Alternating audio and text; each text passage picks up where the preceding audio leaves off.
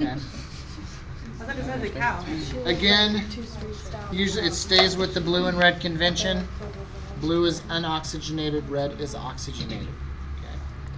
All right, so first, just looking at it, okay, the big blue thing here is the pulmonary trunk. This is what is coming from the right ventricle, and then it's going to go to the lungs. Behind it is the not the atrium, the aorta. Okay, so those are the two big things that you can recognize right off the bat. All right, then what you find here on the right side, this is the auricle of the right atrium. So when you open it up, this is the space inside the right atrium. Okay. There's three things that come into the right atrium: the inferior vena cava, the superior vena cava. Okay, this is draining the bottom part of the body. The superior vena cava is draining the upper part of the body, the arms and the head. Okay. You can't see it because it's covered in the back by all kinds of stuff, but get my tag off here. In the back, this big blue thing here is the coronary sinus. This is the third thing that comes into the right atrium. And if you look on inside the right atrium here, it's got one here, there's one up here, and then there's one in the back here. Those are the sinuses? Yeah, this is the coronary sinus. Actually, here's the coronary sinus. You can see it here. So it's going to be coming in. It's not actually. It should be shown, but it's not. It's right here. Okay. There's a little white oval in here. Okay. This is what's left over of the foramen ovale. Okay. If this is open, that's patent foramen ovale, or patent foramen. A patent septal defect. That's what it was called. All right, open this up a little further. Down here, this is the right ventricle. Okay, this is the chordae tendineae that attach to. This attaches to the tricuspid valve or the right AV valve. Okay.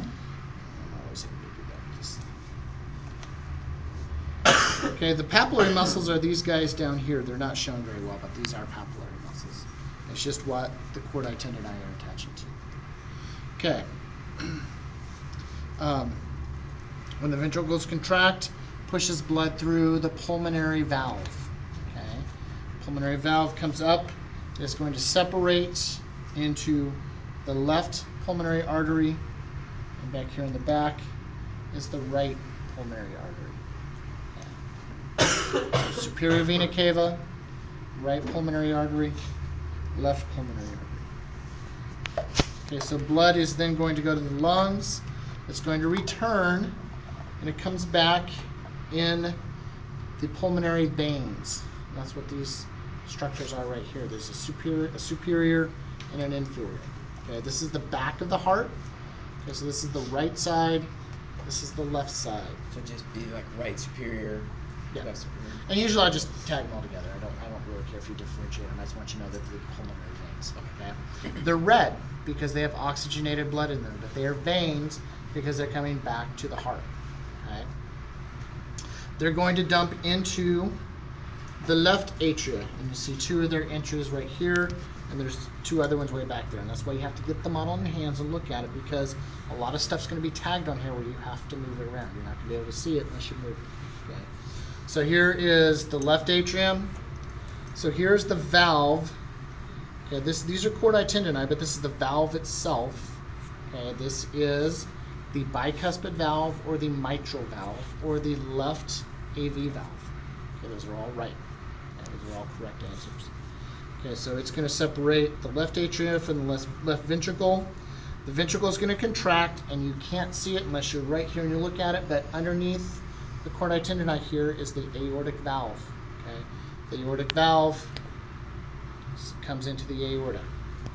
All right, what's the first branches off of the aorta? What's the first thing that comes off the aorta? Brachiocephalic. Subclavian. Nope. Nope. Subclavian. Nope. Right coronary artery, left coronary artery. Okay. Here's the brachiocephalic artery, left common carotid, left subclavian. We'll cover those next chapter, so don't worry about these three right now. Okay. What I want you to know is what's in the heart right now. Okay. So here's the right coronary artery. You can see this one very well. Okay. The left coronary artery is buried underneath the pulmonary trunk, so you can't see it come out until you see this little part of it right here.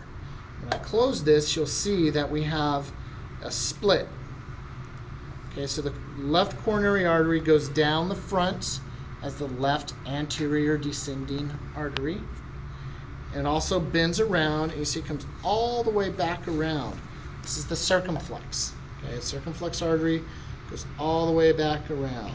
Okay, the one that comes down right here is the posterior descending artery. That's the red or the blue? The red. The red. Red. I'm on arteries right now. Artery. Okay, so circumflex artery, posterior descending artery, left anterior descending artery. Okay, as far as arteries go, and the right coronary artery, that's enough. You don't have to really know any more arteries than that. Okay. Vein-wise, starting in the front with the LAD, is the great cardiac vein, which comes up, goes all the way around, and then joins the coronary sinus in the back. Okay, the middle. This one right here. This is the middle cardiac vein, and then in the front is, let me get right here, the small cardiac vein. Okay, if you get the great cardiac vein and the coronary sinus, though, then I'm happy with that. Okay. Let's see what else. Oh, okay. I'll get that in a sec. This big. Thick piece of muscle is the interventricular septum. Okay, How would you tag that? Underneath? I just get a blue tag and put it right on there. A bit like a big piece. Yeah, it'd be a big piece. Oh, okay. Okay. And I have arrows going all the way around it. You know, so if I'm tagging the artery, I'm going to have an arrow that's pointing right at the artery. It's going to be touching it. Same thing if it was the vein. It's going to be touching it. All right, embedded or painted on here, as the case may be, are little white lines going down and then coming back up on either side. Okay, this would be the right bundle branch. This would be the left bundle branch. The little tiny fibers coming off of it are the Purkinje fibers. Okay? That's all that you see on the conduction system. You don't see anything else on the models in the conduction system. Where'd that go? Oh, thank you. Need to get some super glue and take care of that problem.